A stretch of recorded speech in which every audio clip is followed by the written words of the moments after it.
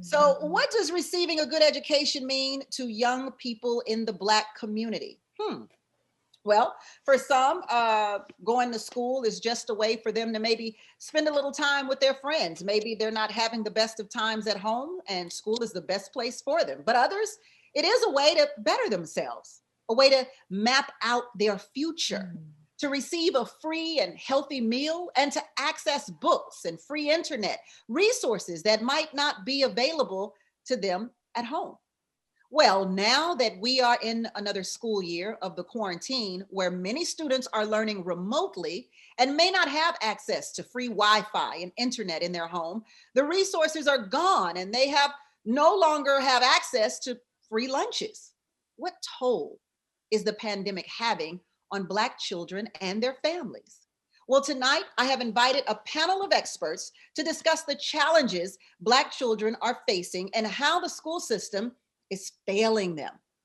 Tonight, the business of being Black is being educated during a pandemic. Please welcome the CEO and board chairman of Off School Grounds, Dennis McKeezy, author and How you doing? Hey, look, I'm trying to get this word right. Don't make me lose my concentration.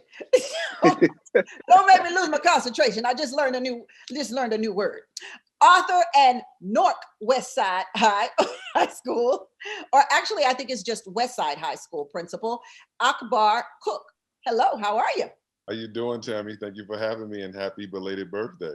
Thank you very well. It's today. Well, yeah, it's still today. You good? Oh. It's still today. Okay. Well, happy birthday, Tammy. The Deputy Superintendent of New York City Department of Education, Fia Davis. Hi, Miss Fia. Good evening. Happy to be here, and happy birthday, Tammy.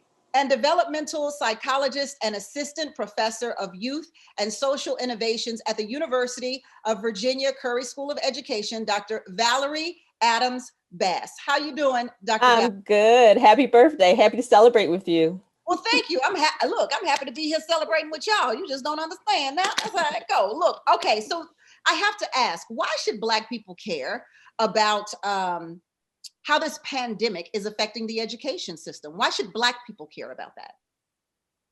Wow. So why should Black people care? Why wouldn't you care, right? First and foremost, I'm in charge of an area where I'm serving the most underserved youth. That I think in this time that we're going through right now is even more so important for us to be the village. I grew up where, the neighbors made sure you were taken care of. Gone are those days. Everyone keeps everything to themselves. So now these kids, and you said it, Tammy, the school is the only place they get their solace, they get some type of structure, they eat, they got caring people who look out for them no matter what is going on in their life. And why wouldn't you care? I mean, we went through this, the big, things with all of the pandemic and even with the social injustice that was going on. They looking for guidance. I mean, this was a voting year and everybody wants us to vote, but no one tells my kids what's the difference between a Democrat and a Republican. Shoot, I'm 45 years old and I don't know the difference at this point, and I'm an educator. So it's, I mean, I can go on for days, but it's really, again, I was always taught to give your time, your talent, and your treasures, right? So why wouldn't I give what God has given me in my heart to pour into these kids and watch this beautiful flower flourish? So you should care more than anything. Dennis, why should Black people care about the pandemic and how it's affecting the education system? Well, Tammy, you put it best earlier. I mean, you can run down a list of things that that education or the school building itself represents for our young people and our families, whether it be, a hot meal, whether it be, a place to get, to get love and care from people outside of your household, to be around their friends, to actually understand the importance of pushing themselves towards success. I mean, you can name it. And I think when we discuss the reasoning behind it, again, I think I'll put it best. It's like, why wouldn't they care? I mean, if you cared about it before the pandemic, you should care about it even more so now. And in putting that in context, ideally, we still have a goal to meet, which is we still want children to be successful and, college and career ready. We want to make sure that the things that they are exposed to not only at home or in their communities, that they're also exposed to quality, quality substance and quality content in the schools as well. So I think in order for us to truly answer that question, we got to go back and ask the question, well, what exactly was the reason why that education was important before the pandemic? And I think all that we've mentioned thus far, I think are clear indications that education still does matter, even during a pandemic. Fia, could one of the reasons that Black people should care be because Black people are bearing the burden of this coronavirus and also the ones being hurt most at school during this pandemic? Tammy, Black people should care because, yes, to what you said, if you look at the numbers and the percentage of Black people who are impacted, their family, relatives in the home, poverty, Black people should care because our children being at school is the best place for them, for their socialization, for their education, because we know that they get fed and they will be warm, if only for 7 hours in a day. And Black people should care because while we had to adapt to remote learning, remember that for all of us, we're all in the midst of trauma. So the impact of that is hitting the children, the teachers, the school leaders. Black people should care because the best place for our children is in school. Wow. The best place for our children is in school. When you say that, do you mean the best place during the pandemic or the best place, period? I mean the best place, period. And so if you think about my experience, having served as an educator for 25 years, I was a principal for 15, I serve as deputy superintendent now. The best place for children is in a school. And our responsibility is to make sure that the quality of their education improves. And it is a work in progress, but that's our work. And so the best place for them is in school so that we figure out how to serve them, meet them at their needs at the highest levels. Dr. Adams-Bass, we want to hear from you. We want Yes, absolutely, Tammy. I was chomping at the bit. I would say on a basic level, whether you have children or not, you pay taxes. Most of us pay taxes, and our taxes contribute to public education.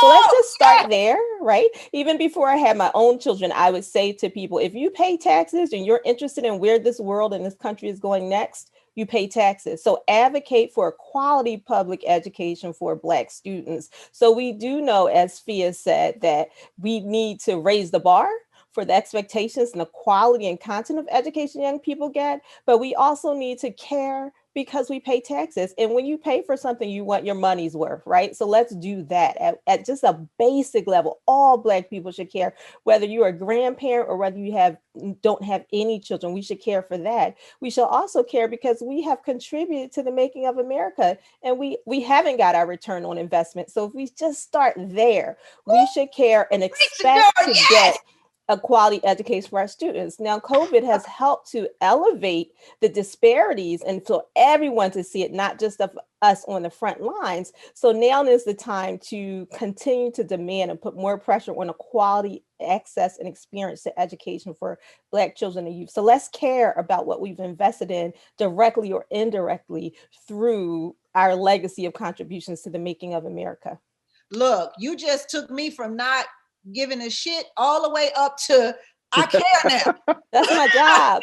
Like literally, because I don't have children. But when you start talking about my taxes, doctor, I'm like, okay, I don't even know why that never crossed my mind, but that you are absolutely right. And then when you talk about the fabric of America and how we're building America, that definitely has to be on the forefront and a part of everyone's priority as an American. So I love that thought. I'm gonna stay with you for a minute, Dr. Adams-Bass. In an article you co-authored, Addressing Inequities in Education, Considerations for Black Children and Youth in the Era of COVID-19.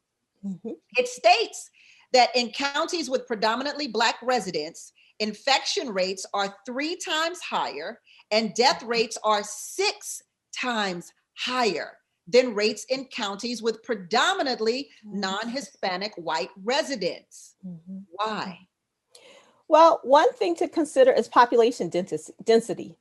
And when you're talking about communities, counties, towns where mostly Black children live, it's usually population density. There are more people per square mile living in that community, living in those households than in a rural or more suburban district where the classroom sizes are smaller, the homes are larger, there's more space and to be spread out. So that really contributes to, that's one major contributor to the spread of the disease. But what we also know is coming out, and we've seen in other countries, is that schools, the infection rate is lower, right? So many of us are in hybrid education, or we're in remote learning. I have a child, she's in 100% remote learning. But what the data is showing us is that schools, as Dr. Fia mentioned, that's probably a good place to be right now because it's a controlled environment. When we're in these densely populated areas, we do have to think about how close, what's the proximity of people living next to one another. So that really contributes to it. Also, larger families, fictive kinships, where you have people who you rely on to help care for your children and people that you're relying on to, who are relying on you to take care of them. There are more people in that household. You know, how many people on the block, how many people in the community. So that population density is definitely going to contribute to an increased infection rate. Okay, so we're going to take a quick break. I need to go run and check on my taxes real quick, make sure my dollars is being spent right on this education. Yes, get your money's worth. I got to get my money's worth for who's ever child. I need my money's worth. So we'll be right back. We'll be right back on the Tammi Mac Late Show on Fox Soul.